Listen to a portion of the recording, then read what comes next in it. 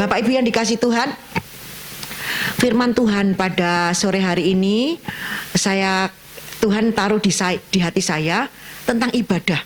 Firman tentang ibadah. Saya pertama yang tanya, Tuhan ini ngomong apa ya? Ngomong tentang ibadah. Ibadah yang bagaimana? Ibadah yang mengandung janji. Nah, langsung Tuhan kasih ayatnya, 1 Timotius 4 ayat 7b sampai 13. Saya sangat benar-benar sangat kaget. Kenapa kok tiba-tiba firman ini yang Tuhan suruh bawakan untuk jemaat di NCC pada sore hari ini. Mari kita baca bersama-sama 1 Timotius 4 ayat 7b sampai 13. Latihlah dirimu beribadah. Latihan badani terbatas gunanya, tetapi ibadah itu berguna dalam segala hal karena mengandung janji. Janjinya apa? Baik untuk hidup ini maupun untuk hidup yang akan datang. Perkataan ini benar, ditegaskan sama Paulus. Perkataan ini benar dan patut diterima sepenuhnya. Itulah sebabnya kita berjerih payah dan berjuang. Kenapa harus berjerih payah? Kenapa harus berjuang?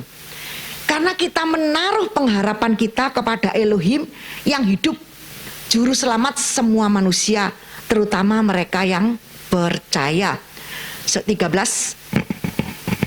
Sementara itu, sampai aku datang, bertekunlah dalam membaca kitab-kitab suci, dalam membangun dan dalam mengajar. Kalau bahasa aslinya itu tidak ada kitab-kitab suci, membaca gitu ya, Her. Bahasa aslinya itu saya baca di IMB kok tidak ada kitab-kitab suci, tapi membaca dan membangun dan dalam mengajar. Bapak Ibu yang dikasih Tuhan, Paulus ini saat menulis surat ini kepada Timotius, muridnya. Timotius saat itu ditinggal sama Paulus di Efesus, diserai tugas untuk menggembalakan jemaat di Efesus, untuk mengajar kepada jemaat tentang betapa pentingnya ibadah itu. Paulus berkata, latihlah dirimu beribadah. Karena ada kata-kata latihlah, berarti ada effort, ada usaha kita untuk kita beribadah. Nah, tadi yang terakhir dikatakan ayat 10, sebab kita berjerih payah dan berjuang. Dan karena kita menaruh pengharapan kita kepada Elohim yang hidup, juru selamat semua manusia. Nah, Paulus berkata, latihlah dirimu beribadah. Berarti sekali lagi saya katakan ada effort. Effort kita untuk kita melatih diri kita beribadah. Bukan nunggu digerakkan Tuhan. Kan biasanya orang-orang Gris ini, kalau agak digerakno ya gak teko gereja, ojo ngono ya Bapak Ibu. Paulus ngomong seperti ini, latihlah dirimu beribadah. Nunggu digerakkan. Kalau ndak digerakkan baca Alkitab ya gak baca. Kalau ndak, kapan mau digerakkan? Wong daging ini nyeret terus pada hal yang enak ya Bapak Ibu. Baca Alkitab gak enak, ibadah gak enak, enak jajan di mall, begitu ya. Nah itu, jadi ada effort. Jadi meskipun hujan, ngantuk, males, latihlah diri kita disiplin dalam beribadah Bapak Ibu. Kenapa? Kita lihat ayat 8. Kenapa Paulus itu menekankan latihlah dirimu di dalam beribadah. Latihan, ayat 8 dikatakan tiba-tiba Paulus itu nyinggung sesuatu yang lain. Dikatakan latihan badani. Atau apa latihan badani? Itu olahraga. Oh, biasanya kalau olahraga enggak pernah bolong. Tapi kalau ibadah bolong-bolong ya. Latihan badani atau olahraga itu terbatas gunanya. Yaitu hanya untuk di dunia ini saja. Dan itu pun tidak menjamin 100%. Tujuan olahraga itu kan tubuh kita supaya sehat toh. Semua tahu ya, supaya sehat. Terus tapi kita berapa banyak mendengar orang olahraganya kuat justru mati di lapangan tenis, di lapangan badminton, lagi olahraga, mereka mati saat itu juga. Bahkan ada yang sakit ya toh. Nah, terus saya tanya, apakah olahraga tidak penting? Penting, tapi tidak menjamin kita. Karena yang menjamin kita itu hanya Tuhan. Yesuslah kesehatan kita. Olahraga penting, tapi bukan segala-galanya. Yesus segala-galanya. Yesus yang menjamin kesehatan kita. Yesus kesehatan kita. Latihan badani atau olahraga itu terbatas gunanya. Hanya untuk di dunia ini saja. Tapi ibadah ini berguna dalam segala hal. Karena mengandung janji, Bapak Ibu. Apa? Janji apa? Baik untuk hidup ini maupun untuk hidup yang akan datang. Akan datang kehidupan setelah kematian. Kalau kita orang dunia ngomong mati, makanya nanti kalau di ibadah penghiburan saya ngomong ini tidak mati, tapi ini tidur. Karena Yesus tidak pernah pada waktu di dunia kalau lihat orang mati dia tidak ngomong mati, tidak. Dia Lazarus tidur, anak Yairus tidur, semua orang tertawa. Hahaha, ini wong mati kok ngomong tidur. Akhirnya semua bangkit. Di dalam Kristus orang-orang Kristen ini tidak bisa mati. Tidur. Kapan bangkitnya Bu Lili? Nanti pada waktu rapture. Sangkakala Tuhan berbunyi, orang yang tidur-tidur ini bangun semua dengan tubuh yang baru. Jadi kalau dikatakan tidur berarti pasti bisa bangkit. Cuma bangkitnya nanti pada waktu Tuhan Yesus datang. Tapi pada waktu Yesus pelayanan di dunia ini, dia ngomong tidur karena Tuhan ada di situ untuk menyatakan kemuliaan Tuhan untuk semua orang bisa percaya bahwa dia ini anak Elohim. Dia berkata, bangkit, bangkit Bapak Ibu. Nah, kembali ke sini. Tadi sampai dikatakan ibadah mengandung janji baik untuk hidup ini maupun untuk hidup yang akan datang. Nah, ini pentingnya ibadah. Ayat 9 menegaskan bahwa perkataan Paulus ini benar dan patut diterima sepenuhnya. Jadi kita tidak bisa nolak benar ini dan kita harus terima sepenuhnya. Nah, ibadah yang bagaimana yang mengandung janji itu bukan hanya sebatas kita beribadah tiap minggu ke gereja terus pulang terus gak ngerti apa-apa, ditanyai tadi firman apa, waduh lali ya, gitu. Mungkin keluar sini jadi hanya ibadah harus di gereja ngantuk ya. Bukan sebatas itu ibadah, tapi yang dimaksudkan adalah di dalam Roma 12 ayat 1. Tolong Roma 12 ayat 1. Karena itu saudara-saudara, demi kemurahan Elohim aku menasihatkan kamu supaya kamu mempersembahkan tubuhmu sebagai persembahan yang hidup, yang kudus dan yang berkenan kepada Elohim. Itu adalah ibadahmu yang sejati. Jadi ibadah yang dikatakan mengandung janji untuk hidup ini sampai hidup yang akan datang nanti, itu ibadah yang sejati. Bagaimana ibadah yang sejati itu? Ibadah yang mempersembahkan tubuh kita sebagai persembahan yang hidup, yang kudus dan yang berkenan kepada Elohim. Salah satunya yang diomong Pak Gerson tadi, nanti tak kupas satu persatu ya. Nah, Bapak Ibu, kata mempersembahkan ini saya mengupas yang satu, yang nomor 1, persembahan yang hidup, mempersembahkan tubuh kita sebagai persembahan yang hidup. Ini maksudnya apa? Kata mempersembahkan dalam bahasa Yunani bisa diartikan menyembahkan. Kata yang digunakan di sini berupa menggunakan bentuk aktif ya Bapak Ibu, aktif. Berarti ibadah yang sejati adalah ibadah yang terjadi ketika kita secara aktif mempersembahkan seluruh hidup kita kepada Tuhan dan dalam arti berserah total. I surrender all, I surrender all. Lah, Itu ibadah yang sejati Bapak Ibu. Berserah total, ketika kita berserah total itu gimana? Ketika kita berani menyerahkan seluruh hidup kita untuk dikuasai oleh Kristus sebagai Tuhan dan Raja kita dan pemerintah hidup kita. Jadi ketika kita berserah total, kita juga harus berani menyesuaikan hidup kita kepada kehendak Tuhan. Dan ini ada hubungannya dengan menyangkal diri Bapak Ibu. Mengatakan tidak kepada kehendak kita dan mengatakan ya kepada kehendak Tuhan. Nah, kita harus menjadikan Yesus ini raja kita, pemerintah hidup kita. Ada lagu ya Pak? Mengatur hidupku, apa Pak?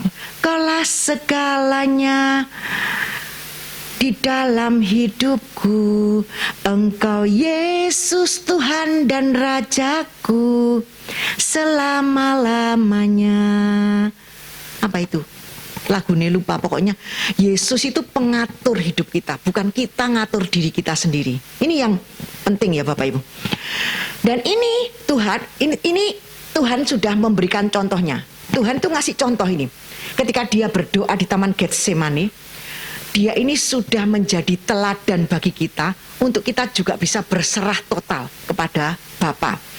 Di dalam Matius 26, ayo kita lihat bagaimana Tuhan ini memberi teladan bagi kita untuk kita ini benar-benar menyerahkan hidup kita, tubuh kita sebagai persembahan yang hidup kepada Tuhan. Itu diteladani oleh Yesus sendiri ya. Dikatakan seperti ini. Maka mulailah Yesus merasa sedih dan gentar. Ini di Taman Getsemani. Lalu katanya kepada mereka, hatiku sangat sedih, seperti mau mati rasanya. Tinggallah di sini, berjaga-jagalah dengan aku. Maka Yesus maju sedikit, lalu sujud dan berdoa. Katanya, ya Bapakku, jikalau sekiranya mungkin, biarlah cawan ini lalu daripadaku. Tetapi janganlah seperti yang ku kehendaki, melainkan seperti yang engkau kehendaki. Setelah itu ia kembali kepada murid-muridnya dan mendapati mereka sedang tidur. Dan ia berkata kepada Petrus, tidakkah kamu sanggup berjaga-jaga dengan aku 1 jam saja dengan aku? Berjaga-jagalah dan berdoalah supaya kamu jangan jatuh ke dalam pencobaan. Roh memang penurut, tapi daging lemah. Makanya kita perlu berjuang, berjerih lelah, karena roh ini penurut, tapi daging ini lemah Bapak Ibu. Lalu ia pergi untuk kedua kalinya dan berdoa katanya, ya Bapakku, jikalau cawan ini tidak mungkin lalu, kecuali bila aku meminumnya, jadilah kehendakmu. Nah, di dalam Injil Lukas 22, ayat 43-44 tambah hebat lagi, heboh lagi Bapak Ibu.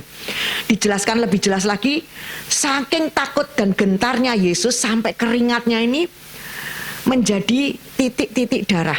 Bukan seperti, ini katakan seperti ya, tapi titik-titik darah yang bertetesan di tanah.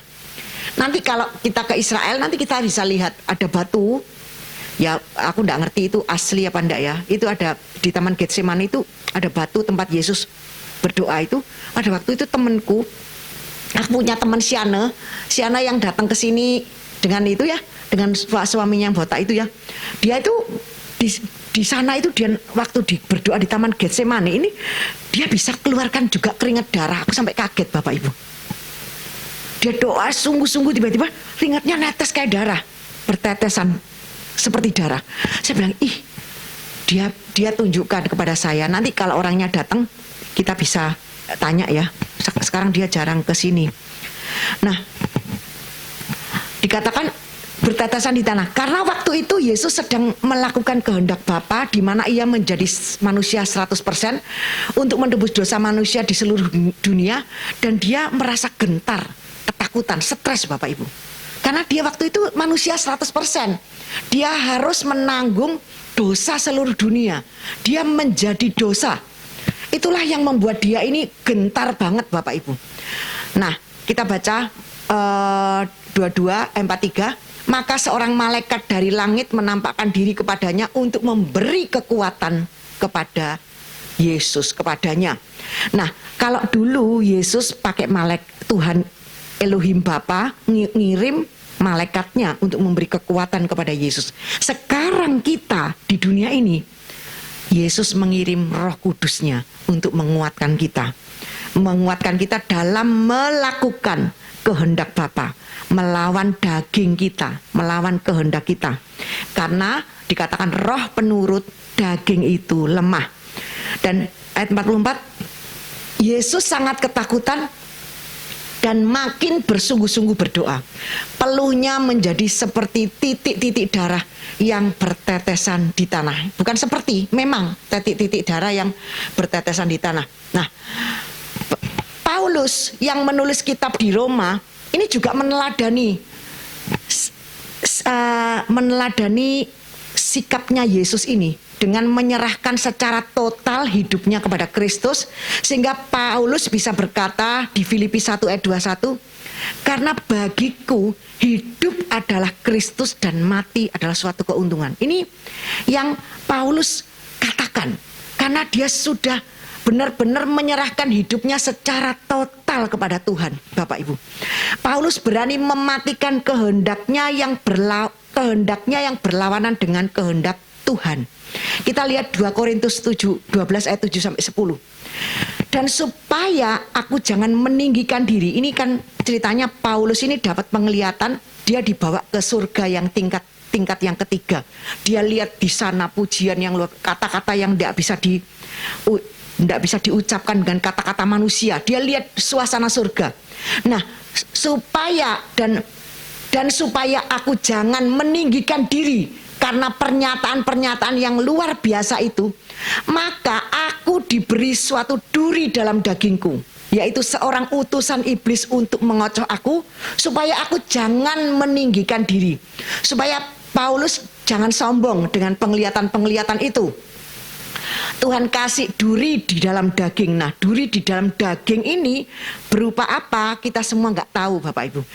Dan Paulus ngomong tentang ayat 8, tentang hal itu aku sudah 3 kali berseru kepada Tuhan supaya utusan iblis itu mundur daripadaku. Tetapi jawab Tuhan kepadaku, cukuplah kasih karuniaku bagimu, sebab justru dalam kelemahanlah kuasaku menjadi sempurna. Sebab itu aku terlebih suka aku bermegah atas kelemahanku, supaya kuasa Kristus turun menaungi aku. Karena itu aku senang dan rela dalam kelemahan, di dalam siksaan, di dalam kesukaran, di dalam penganiayaan dan kesesakan oleh karena Kristus. Sebab jika aku lemah, maka aku kuat. Jadi Paulus ini sudah ngomong sama Tuhan, Tuhan cabutin ini Tuhan. 3 kali dia minta duri dalam dagingku ini cabutin. Tapi Tuhan ngomong, cukup kasih karuniaku bagimu. Justru di dalam kelemahanlah kuasaku menjadi sempurna. Akhirnya dia nurut, ya wis Tuhan, aku nurut kamu. Nurut Tuhan itu memang tidak selalu enak, Bapak Ibu. Kalau kita kan orangnya mau enak terus ya. Banyak penafsir Alkitab yang tidak sepakat dalam mengartikan duri dalam daging ini. Ada yang menafsirkan penyakit, ya toh, Paulus dikei penyakit. Ada yang juga menafsirkan hambatan atau halangan dalam pelayanan Paulus, atau orang-orang yang menghambat pelayanan Paulus ini, orang sing bencekno, mungkin di dalam gereja ini ada orang bencekno mungkin gitu ya Bapak Ibu. Tapi Paulus ngomong, Tuhan singkirno ini Tuhan. Kalau penyakit Tuhan sembuhkan, aku enggak ngerti. Saya enggak ngerti Bapak itu berupa penyakit atau orang yang mencekno itu Bapak Ibu, saya enggak tahu. Tapi Tuhan ngomong, enggak akan tak singkirkan. Justru di dalam kelemahanlah kuasaku menjadi sempurna. Jadi apapun yang dialami duri daging dalam daging yang dialami oleh Paulus ini adalah suatu ujian bagi Paulus, dan Paulus menang Bapak Ibu, melawan kehendaknya. Karena Paulus tetap taat dan percaya ketika Tuhan menolak untuk mencabut duri dalam daging tersebut, sekalipun sudah 3 kali Paulus memohon kepada Tuhan. Demikian juga dalam hidup kita, biarlah kita berani belajar berserah kepada Tuhan dan lebih percaya pada kehendaknya yang lebih baik daripada kehendak kita. Kita berpikir kehendak Tuhan itu kok gak enak. Nah, banyak manusia itu berpikiran bahwa kehendak Tuhan itu pasti enak, pasti baik. Belum tentu Bapak Ibu, belum tentu. Jadi kalau kita harus melewati lembah bayang-bayang maut, kita harus melewati sesuatu yang nggak baik, kita tetap harus fokus kepada Tuhan dan percaya bahwa Tuhan ada bersama kita di dalam menjalani hari-hari yang gelap itu. Seperti yang dialami oleh Noni dan Yohanes dulu, dia lembah bayang-bayang maut Bapak Ibu. Tapi dia tetap gandolan dengan Tuhan. Dia percaya Tuhan bersama-sama dengan dia. Saya ikut sampai dia telepon terus. Dari sini ke Singapura sudah selesai nih, operasinya sudah selesai nih. Terus saya ikut proses itu. Dan Noni sudah berhasil melewati itu semuanya. Dan saya percaya itu adalah pengalaman yang luar biasa, yang tidak terlupakan, tentang kebaikan Tuhan yang sudah menolong Yohanes. Bayangkan Bapak Ibu, Yohanes ini tidak punya emah loh. Kita punya emah ya, Yohanes tidak punya emah. Ininya sudah juga, esopagusnya juga sudah dipotong itu sedikit. Tapi makannya itu hebat Bapak Ibu, aku sampai kalah. Luar biasa. Kalau makan sama saya, wah, ngalah-ngalahi mangananku, aku ini kenyang-kenyang, ini punya emah, punya semua Bapak Ibu komplit ya. Tapi dia makannya, kalau orang normal itu kalau sudah diambil emahnya itu makannya dikit sekali, sedikit. Ini Yohanes makannya wakeh, dan dia sangat sehat, sangat lemu, sangat sempurna, bagus sekali, muda ya, sampai kalah aku ya. Ya memang muda Yohanes, luar biasa. Dan itu saya percaya Tuhan punya mau untuk Noni melalui itu, Noni dan Yohanes melalui itu. Dan Tuhan tidak pernah tinggalkan. Kita semua pasti ngomong, Tuhan jangan itu, Tuhan yang lain aja, Tuhan tidak mau itu. Terus Tuhan tanya, yang lain apa? Aku mau nguji kamu, proses ini harus jalan. Dan kamu pasti keluar sebagai pemenang. Dia keluar sebagai pemenang sampai hari ini, luar biasa Bapak Ibu. Nah, jadi ibadah yang sejati ini berarti ibadah yang totalitas, menyerahkan kehendak kita kepada Kristus. Kita bukan kehendak kita yang jadi, tapi kehendaknya yang jadi. Biarkan Yesus memerintah dalam hidup kita, bukan diri kita. Biarkan dia menjadi raja kita. Dia yang mengatur hidup kita. Engkau Yesus Tuhan dan Rajaku, selama-lamanya dia mengatur hidup kita. Yang kedua, ibadah yang sejati itu dikatakan ibadah yang kudus. Persembahkan tubuhmu sebagai persembahan yang hidup, yang kudus. Maksudnya apa? Paulus berkata, persembahkanlah tubuhmu sebagai persembahan yang hidup. Nomor 1, yang kudus dan yang berkenan kepada Elohim. Ini adalah ibadahmu yang sejati. Sekarang kita mau melihat bagaimana ibadah yang kudus itu, yang dimaksudkan ibadah yang kudus ini. Kudus ini berarti dipisahkan, separated, dipisahkan. Dari apa? Dari dunia ini. Karena sekalipun kita ada di dalam dunia ini, tapi kita bukan berasal dari dunia ini. Kita bukan bagian dari dunia ini. Yohanes 15 ayat 18-19. Jika dunia membenci kamu, ingatlah bahwa ia lebih dahulu membenci aku daripada kamu. Sekiranya kamu dari dunia, tentulah dunia mengasihi kamu sebagai miliknya. Tapi karena kamu bukan dari dunia, melainkan aku telah memilih kamu dari dunia, sebab itu dunia membenci kamu. Yohanes 17 ayat 14-16 dikatakan, aku telah memberikan firman-Mu kepada mereka dan dunia membenci mereka. Mereka ini murid-muridnya, murid-murid Yesus. Karena mereka bukan dari dunia, sama seperti aku bukan dari dunia. Mereka ini kita, murid-murid Yesus. Aku tidak meminta supaya engkau mengambil mereka dari dunia, tapi supaya engkau melindungi mereka daripada yang jahat. Mereka bukan dari dunia, sama seperti aku bukan dari dunia. 1 Yohanes 3 ayat 13. Janganlah kamu heran saudara-saudara apabila dunia membenci kamu. Bapak Ibu yang dikasihi Tuhan, bagaimana kita bisa mempersembahkan tubuh kita sebagai korban yang kudus itu? Yaitu dengan kekuatan dari Roh Kudus yang ada di dalam kita. tubuh kita hanya dipakai untuk memuliakan Tuhan. Seperti yang Pak Gerson ngomong, digoda apapun karena Roh Kudus ada di dalam kita, kita ini memuliakan Tuhan dengan tubuh kita. Persembahkanlah tubuhmu sebagai persembahan yang hidup, totalitas, yang kudus, dipisahkan dari dunia. Kalau dunia sudah keluyuran, kalau orang sales-sales gitu, wis nggak karu-karuan, Bapak Ibu saya sudah tahu. Nah, tapi kalau kita punya Roh Kudus, kita dipisahkan. Kita dipisahkan, kita nggak pengen, nggak ingin, nggak menarik. Itu bukan bagianku. Itu siapa? Apa kekuatan Pak Gerson? Nggak bisa. Itu Roh Kudus yang ada di dalam Pak Gerson. Dengan kekuatan Roh Kudus yang ada di dalam kita. Tubuh kita hanya kita pakai untuk kemuliaan Tuhan. 1 Korintus 6 ayat 19-20 berkata seperti apa? Atau tidak tahukah kamu bahwa tubuhmu adalah bait Elohim, bait Roh Kudus yang diam di dalam kamu, Roh Kudus yang kamu peroleh dari Elohim, bahwa kamu bukan milik kamu sendiri. Nah itu, sebab kamu telah dibeli dengan harga yang lunas dibayar. Karena itu muliakan Elohim dengan tubuhmu. Kalau kita pakai tubuh kita seolah-olah itu milik kita sendiri, itu salah Bapak Ibu.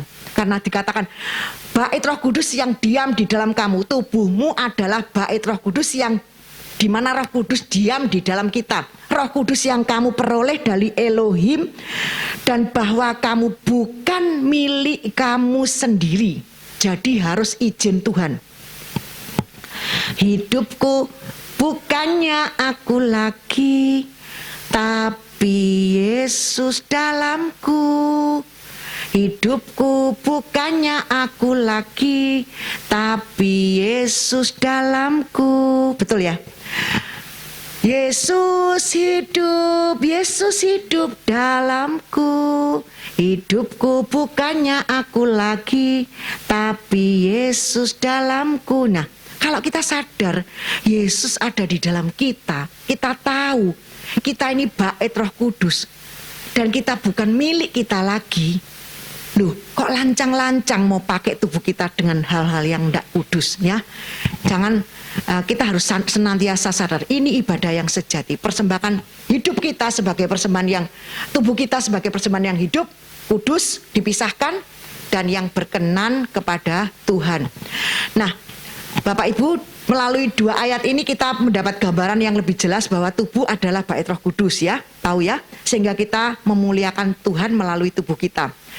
Nah, saya jelaskan lagi, kata tubuh di dalam Roma 12 ayat 1 dan 1 Korintus 6 ayat 19-20 ini sama-sama menggunakan kata-kata dalam bahasa Yunani. Soma.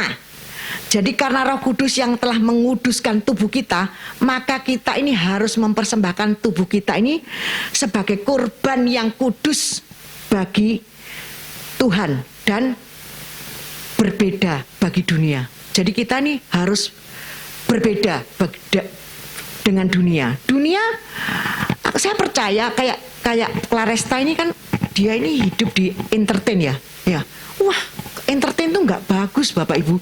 Dunianya kacau ini, wongnya bisa aneh-aneh ya Bapak Ibu. Tapi karena kita Claresta tahu bahwa Roh Kudus ada di dalam kita, dibedakan. Kita berbeda, kita dilokno aneh ya nggak apa-apa, memang beda. Kamu sama aku beda, tapi aku ada di sini, tapi aku bukan bagian dari kamu.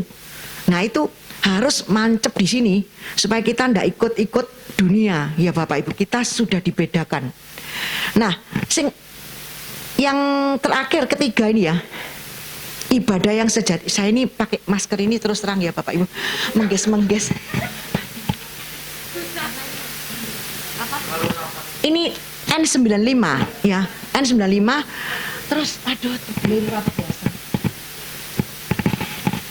yang ketiga, ibadah yang sejati adalah ibadah yang menyenangkan Elohim, yang menyenangkan hati Tuhan. Apa itu maksudnya? Bagaimana ibadah yang persembahkan tubuhmu sebagai persembahan yang hidup, kudus, dan berkenan kepada Tuhan, menyenangkan Tuhan. Bagaimana ibadah yang menyenangkan Tuhan itu?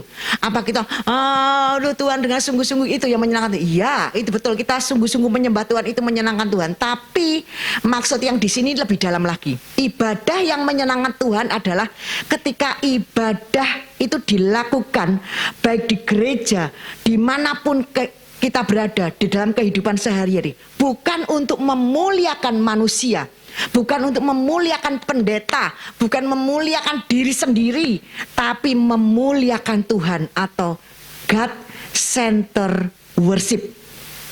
Dan itu ada di gereja ini, Bapak Ibu. Saya tidak mau orang senternya ini pendeta, bukan God.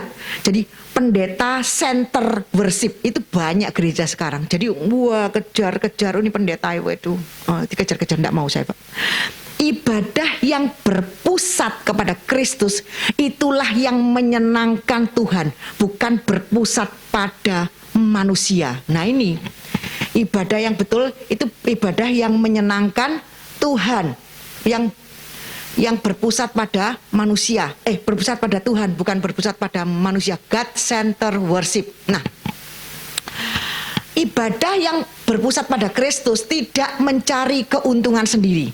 Semua dari Dia, oleh Dia, dan kepada Dia. Roma 11 ayat 36 dikatakan, sebab segala sesuatu adalah dari Dia, oleh Dia, dan kepada Dia.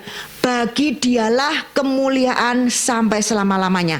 Ingat, jangan pernah mengukur konsep ibadah dari kuantitas, Bapak Ibu.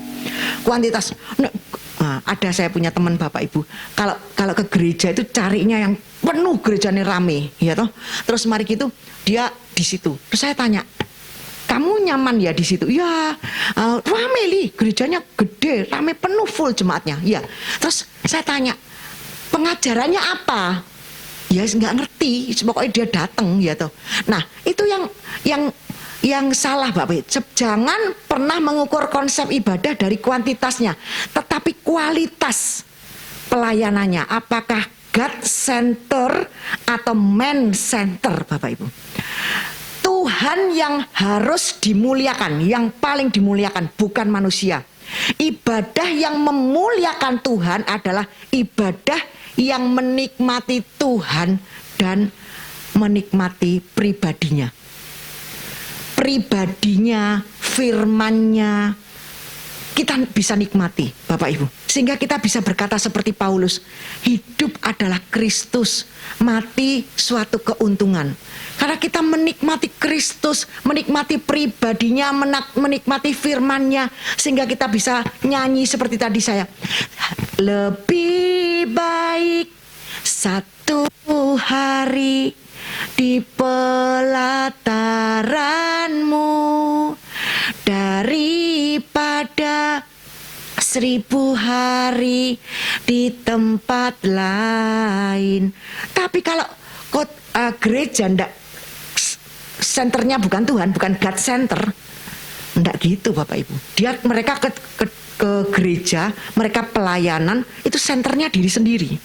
Jadi pada sikut-sikutan pelayanan nih, ya toh, sikut-sikut mau tampil terus mau dipuji, mau cari muka sama pendeta. Itu nggak usum di sini. Di sini di gereja NCC sudah nggak ada itu. Nah, di sini God Center, semua fokus kepada Yesus, bukan kepada pendeta. Pendeta tidak jadi artis. Kalau di tempat lain pendetanya jadi artis. Tuhannya ketinggalan, lu terus piye ya toh, yang disembah iki sapa? Dari Yesus makanya kan ngomong jangan bangkitkan cemburu, karena dia juga Tuhan yang cemburu Bapak Ibu. Harus Yesus yang dimuliakan. Daud mengatakan Mazmur 84 yang tak nyanyikan tadi, lebih baik satu hari di pelataran-Mu daripada 1000 hari di tempat lain. Lebih baik berdiri di ambang pintu rumah Elohimku daripada diam di kemah-kemah orang fasik. Mazmur 27 ayat 4. Satu hal telah kuminta kepada Tuhan, itulah yang kuingini, diam di rumah Tuhan seumur hidupku, menyaksikan kemurahan Tuhan, bukan kemurahan pendeta, bukan kemurahan teman-teman, bukan kemurahan siapa, tapi kemurahan Tuhan, dan menikmati baitnya, dan menikmati baitnya, dan menikmati apa? Kasihnya, ya itu zaman dulu itu, tapi seneng aku lagu. Satu hal telah ku minta kepada Tuhan. Nah, saya suka sekali lagu itu. Kenapa Daud bisa berkata seperti ini Bapak Ibu? Karena Daud sangat menikmati pribadi Tuhan dan firman-Nya. Oleh sebab itu dia ngomong, lebih baik 1 hari di pelataranmu daripada 1000 hari di tempat lain. Saya kalau suruh milih kemana-mana, saya ndak mau Bapak Ibu. Wes aku gak mau ninggalno ibadah. Pokok aku minggu gereja. Tidak bisa diganggu gugat. Saya ini mau pergi Bapak Ibu, diajak pergi. Ayo Li, pergi mana? Nah, saya bisa aja Bapak Ibu pergi jalan-jalan ke Eropa 1 bulan. Kemana? Tapi aku gak mau. Karena ini rasanya lebih baik 1 hari di pelataranmu daripada 1000 hari di tempat lain. Nah, sekarang kita pada poin yang terakhir, kita sudah mengerti ibadah yang sejati itu bagaimana. 1, persembahkan tubuhmu sebagai persembahan yang hidup, totalitas kepada Tuhan, ya. Berserah kehendak Tuhan daripada kehendak kita. Terus kedua, yang tubuh yang hidup, kudus dipisahkan dari dunia. Kita tidak ikut dunia, mau jungkir balik apapun kita tidak ikut, kita dipisahkan. Yang berkenan, God center worship, ibadah yang berkenan itu senternya Tuhan. Nah, setelah kita mengerti yang ibadah yang sejati itu bagaimana, kita akan masuk pada pembahasan yang terakhir, yaitu ibadah itu dikatakan mengandung janji untuk hidup yang sekarang dan untuk hidup yang akan datang, kehidupan setelah di dunia ini, kehidupan kekal di surga nanti. Untuk kehidupan di dunia ini, apa janjinya Bapak Ibu? Janjinya apa? Kalau kita benar-benar God center, kita ibadah yang benar-benar ibadah yang sejati tadi, kita persembahkan hidup kita sebagai persembahan yang kudus, hidup kudus dan berkenan kepada Tuhan, kita ini akan mengalami rest Bapak Ibu. Hati kita ini rest, penuh rasa syukur, damai sejahtera, sukacita, dan sukacita karena Yesus. Karena apa? Karena yang diomongno ini Yesus Bapak Ibu, bukan yang lain. Coba yang diomongkan lain, pasti tukaran. Pasti debat-debat ndak karuan, ndak jelas, nanti pas buyar mangkel ya Bapak Ibu. Nah, kalau yang diomongkan Yesus untuk kehidupan dunia ini, janjinya adalah kita dikasih rest. Kita damai sejahtera, penuh rasa syukur, damai sejahtera, sukacita. Pulang ibadah ini kita dapat sesuatu yang luar biasa. 1 Timotius 6 ayat 6 sampai 16. Tapi kita baca sampai 8 aja. Kita ngomong, memang ibadah kalau disertai rasa cukup itu memberi keuntungan yang besar. Sebab kita tidak membawa sesuatu apa ke dalam dunia, dan kita pun tidak dapat membawa apa-apa keluar dari dunia ini. Asal ada makanan dan pakaian itu cukup. Kalau kita ibadah, kita ini disertai rasa cukup, kita ini bersyukur, bisa bersyukur Bapak Ibu. Kalau ibadah yang betul ini benar, kita nikmati Yesus pribadinya, firman-Nya, cukup bagi aku. Karena dia makanan, akulah roti hidup. Kalau kita makan itu terus, makan roti hidup, makan Yesus, itu rasanya kita ini puas Bapak Ibu.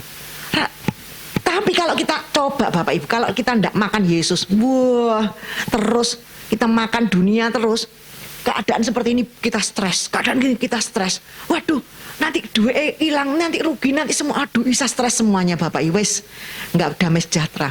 Jadi ibadah yang mengandung janji untuk kehidupan dunia ini, janjinya adalah kita ini bisa rest, ada ucapan syukur, damai sejahtera. Ibadah yang benar ini kita bisa baca sampai 16 di rumah ya. 1 Timotius 6 ayat 6 sampai 16 ini ibadah yang kita bisa rest, baca penuh ucapan syukur. Yakobus 1 ayat 27 7a. Ibadah yang murni, yang tidak bercacat di hadapan Elohim ada Bapa kita ialah mengunjungi yatim piatu, panti asuhan, janda-janda dalam kesusahan mereka dan menjaga supaya diri sendiri tidak dicemarkan oleh dunia. Apa? Kalau kita bisa rest, kita bisa penuh rasa syukur. Kalau kita disertai rasa cukup, kita bisa give, memberi Bapak Ibu. Kita bisa datang ke mereka-mereka dan kita punya hati untuk memberi. Memberi untuk meringankan penderitaan mereka. Kita bisa datang, nggak usah kita memberi dengan uang yang banyak, nggak usah Bapak Ibu. Kita datang, kita ikut merasakan apa yang mereka derita, terus kita bisa menginjil, menguatkan. Itu ibadah yang sejati Bapak Ibu.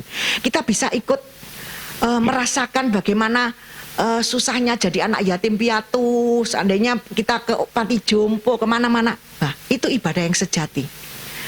Kalau kita tidak punya hati untuk bisa memberi dan berbagi, itu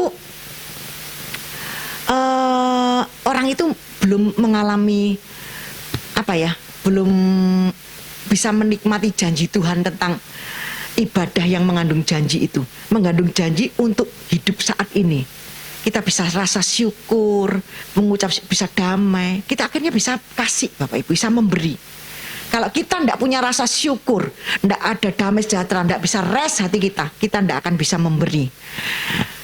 Dan sekali lagi saya tekankan bahwa hidup kita ini bisa dikatakan berarti.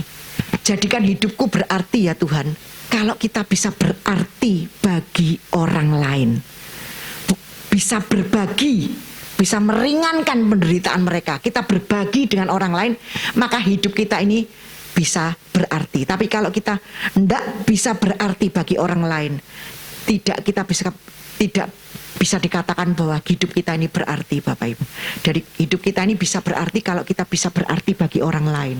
Nah, yang kedua, untuk kehidupan yang akan datang di sorga nanti.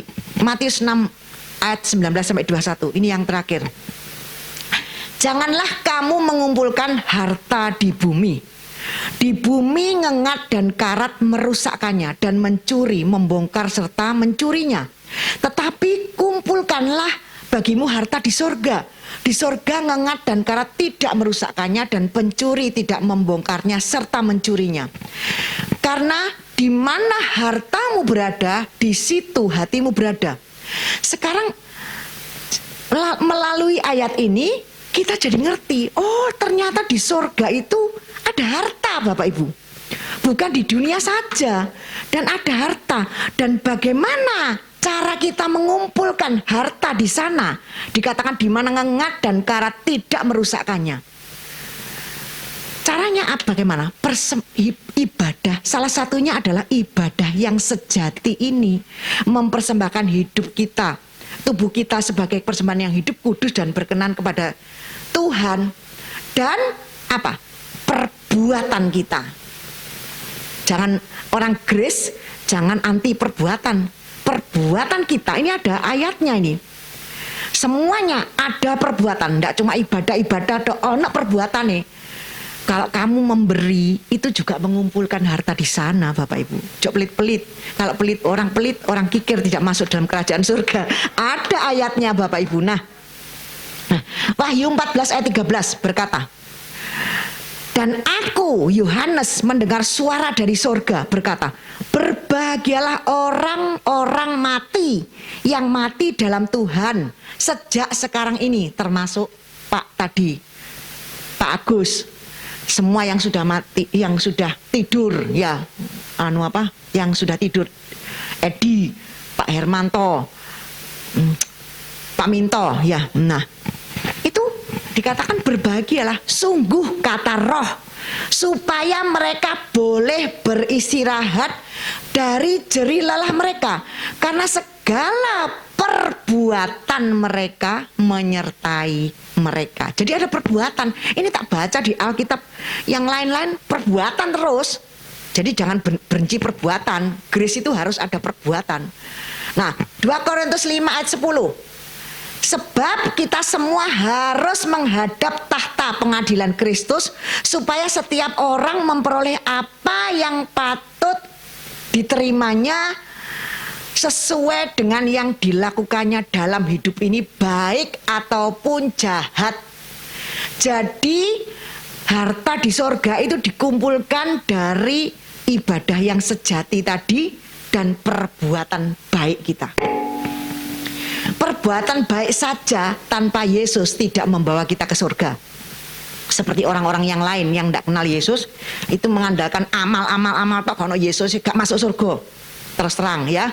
Tapi kalau kita Yesus tok, tidak disertai perbuatan, imannya kosong. Yakobus 2 ayat 14 dikatakan iman tanpa perbuatan itu mati, kosong Bapak Ibu. Nah, kita baca Yakobus 2 ayat 14 sampai 26 dikatakan, bukankah Yakobus 2 ayat 14 ayat 21 ayat 21, bukankah Abraham bapak kita ini dibenarkan karena perbuatan-perbuatannya ketika ia mempersembahkan Ishak anaknya di atas mezbah. Abraham kalau disuruh Tuhan, tuh Abraham kasih no anakmu, persembahkan anakmu sama aku di atas gunung. Tapi kalau Abraham tidak jalan, tidak mau Tuhan, nah, itu dia tidak dibenarkan loh Bapak Ibu. Itu perbuatannya dibenarkan. Abraham dibenarkan karena perbuatannya ini jelas Bapak Ibu. Kalau disuruh terus gak jalan, Tuhan gak benarkan itu. Nah, terus dikatakan ketika ia mempersembahkan Ishak di atas mezbah, kamu lihat bahwa iman bekerja bersama dengan perbuatan-perbuatan, dan oleh perbuatan-perbuatan itu iman menjadi sempurna. Dari ayat-ayat yang kita baca di sini tahu bahwa harta di surga itu dikumpulkan melalui apa yang kita perbuat di dunia ini. Jadi di surga nanti status dan posisi kita ini tidak ada yang sama Bapak. Tidak ada yang sama. Ada yang punya rumah besar, bagus, ada diamond 3. Ini kata Valeri ya. Ada yang rumahnya nggak seberapa besar, diamondnya 1, akongnya diamondnya 1. Ada yang rumahnya kecil, nggak ada diamondnya. Ada yang, dan yang paling sedih, ada yang nggak punya rumah Bapak Ibu. Di surga nggak punya rumah. Itu bagi orang apa? Begitu dia terima Yesus langsung mati, masuk surga, tapi nggak punya rumah. Rumahnya kumpul, jadi kayak di dalam satu kayak mes gitu mungkin ya, aku nggak tahu. Itu saya pernah baca itu, jadi satu di sana. Alangkah tragisnya kalau di dunia ini rumahnya magrong Bapak Ibu, terus di surga itu gak punya rumah, terus rumahnya ini jadi satu, tidurnya kayak pindang, mungkin gitu ya bayangan kita kan. Tapi di surga ndak ada tidur, mau tidur boleh, mau ndak tidur boleh, karena kita pakai tubuh kemuliaan, tubuh surgawi. Dan di sana Bapak Ibu tidak ada iri-irian Bapak Ibu, karena semua menyadari diri mereka sendiri. Jadi tidak ada iri di sana. Jadi jangan salahkan kalau di surga itu, Tuhan, kenapa ini rumahnya kok begini, aku kok begini. Tidak ada gitu nanti Bapak. Langsung kita menyadari, oh iya, memang aku pantasnya di sini. Tidak bisa protes, langsung sadar otomatis karena semuanya itu transparan Bapak Ibu, bisa melihat. Nah, 1 Timotius 6 ayat 17 sampai 19. Ini firmannya keras, kumpulkan harta di surga, bukan di bumi. Peringatkanlah kepada orang-orang kaya di dunia ini agar mereka jangan tinggi hati dan jangan berharap pada sesuatu yang tidak tentu seperti kekayaan, melainkan pada Elohim dalam kekayaannya, yang dalam kekayaannya memberi kepada kita segala sesuatu untuk dinikmati. Orang sogeh nek gak iso menikmati percuma Bapak Ibu. Punya sembarang kalir, makan iki gak oleh, makan iki gak oleh, makan iki gak oleh, terus lebih baik gak usah makan ya toh Bapak Ibu. Tapi orang yang nggak kaya tapi makan semuanya boleh, itu bersyukur Bapak Ibu. Bisa menikmati hidup itu bisa bersyukur. Kita jalan-jalan, saya sekarang menikmati hidup Bapak Ibu. Jalan-jalan pergi tretes, bawa anjingku, tak jalan-jalan, melihat semuanya kebaikan Tuhan. Nah, senang itu menikmati hidup. Nah, peringatkanlah agar mereka berbuat baik, menjadi kaya dalam kebajikan, suka memberi dan berbagi. Nah, jadi apa? Berbuat baik, kaya dalam kebajikan, suka memberi dan berbagi. Dengan demikian, 19, dengan demikian mengumpulkan suatu harta sebagai dasar yang baik bagi dirinya di waktu yang akan datang untuk mencapai hidup yang sebenarnya. Jadi ngumpulno harta itu kebajikan, suka memberi, berbuat baik, suka membagi. Ini kita ngumpulkan harta di surga. Nah, sekarang kita semua tahu Bapak Ibu betapa pentingnya ibadah yang sejati dengan disertai perbuatan baik. Oleh sebab itu jangan pernah menjauhkan diri atau malas beribadah. Seperti yang dikatakan dalam Ibrani 10 ayat 25. Dikatakan seperti ini, jangan kita menjauhkan diri dari pertemuan-pertemuan ibadah kita. Seperti yang dibiasakan oleh beberapa orang. Tetapi marilah kita saling menasehati, semakin giat melakukannya menjelang hari Tuhan yang semakin mendekat. Oleh sebab itu Bapak Ibu, kita harus sama-sama melawan kedagingan kita. Seperti yang dikatakan dalam 1 Timotius 4 ayat 10 sampai 11 dikatakan kita berjerih payah dan berjuang karena kita menaruh pengharapan kita kepada Elohim yang hidup, juru selamat semua manusia, terutama bagi yang percaya. Berjerih lelah berjuang untuk kita matikan daging kita.